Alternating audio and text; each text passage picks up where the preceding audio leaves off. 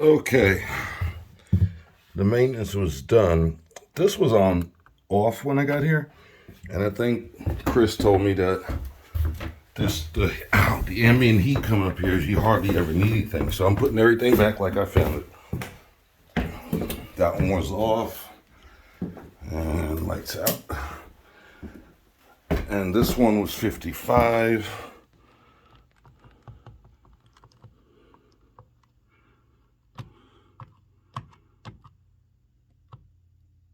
And that'll hold at 55. And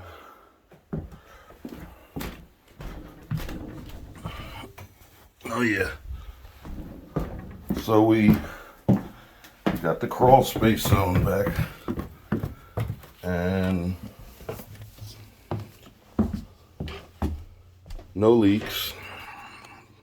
I turned it up, of course, because I wanted to run all the zones. This one you don't have to, I don't see a hold button on this one. Temporarily set to 55. This is one you guys remote into. So I guess you know what you got on that. We got the crawl space zone back. Yay!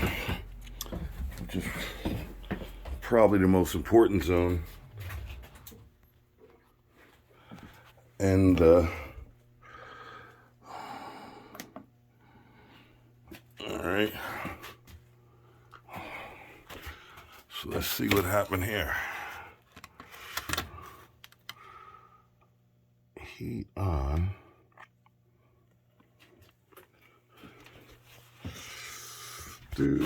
Oh, I know what it is, you idiot.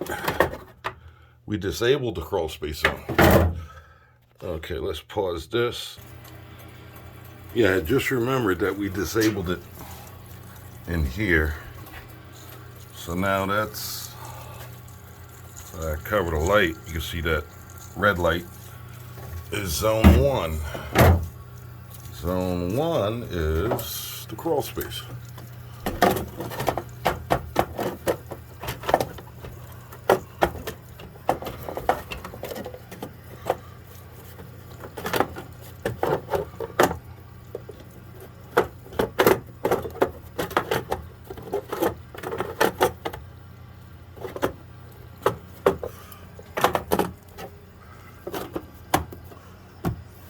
Go.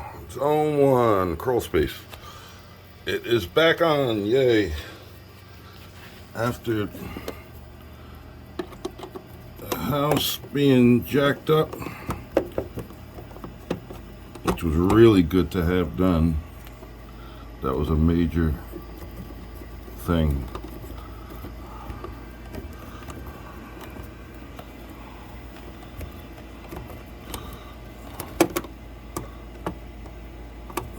Come on, you.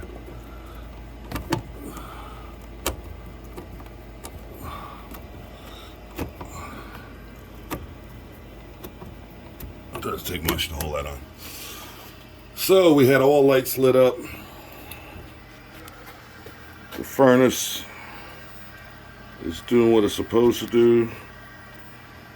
The maintenance reset has been reset.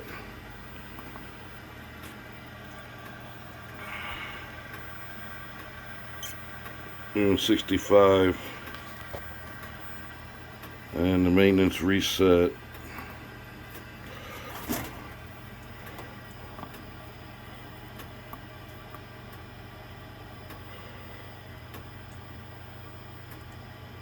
Has been set. Maintenance info today is the 4th, so the next date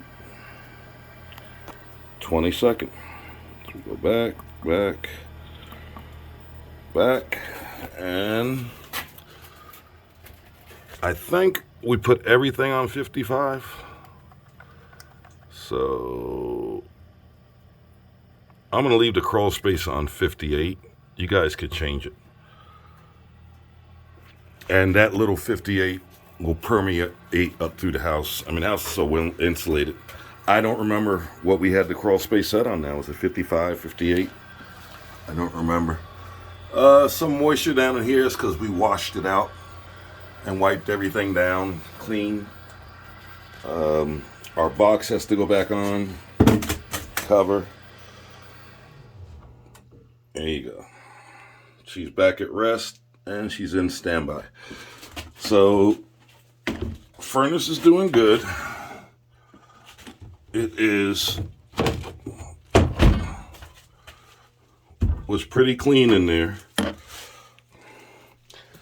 It was a well worthwhile investment. I'm getting good feedback on the Ultras, the Ultra series. I think there's another generation coming. I don't know when, but the newer ones just have a little more bells and whistles. But the other thing to mention, I did mention before, go to Google, look up Navion 240. This is a 240S. S means there's no recirc in it. And look up Descale, D-E-S-C-A-L-E. And you could probably do it yourself. A lot of clients we have, because we only install these tankless heaters. I have one in my own house. So I would never give you guys anything that I don't have or have not tried it out. But they say once a year you descale them. It depends how hard the water is. And this is 2016 we put this in. This is 21, so it's been almost 4 years. And it helps keep the exchanger clean, and it also helps it to transfer the heat to the hot water faster. If you notice or not, the water coming out the faucet is not as hot as it used to be when you first got it. That's one sign. If you notice a change in flow at the faucet, that's usually another sign too, that the water is struggling to get through the heat exchanger, which is inside. But we've been pretty good, maintenance free so far, knock on wood, as they say. Mine, I haven't had to touch it either. I have a client, actually, I put one of these in 12 years ago. Never heard from him. He's never done maintenance on it. It's still going. So anyway, there you go. All is good. This moisture on the floor came from work, and it will evaporate.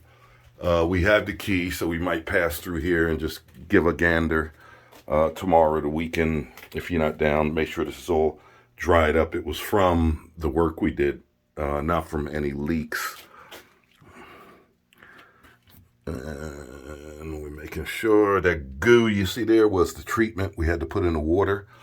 That treats the water to keep the inhibitor, it's an inhibitor to keep the terrible water from damaging the heat exchanger in this box. Okay, see ya.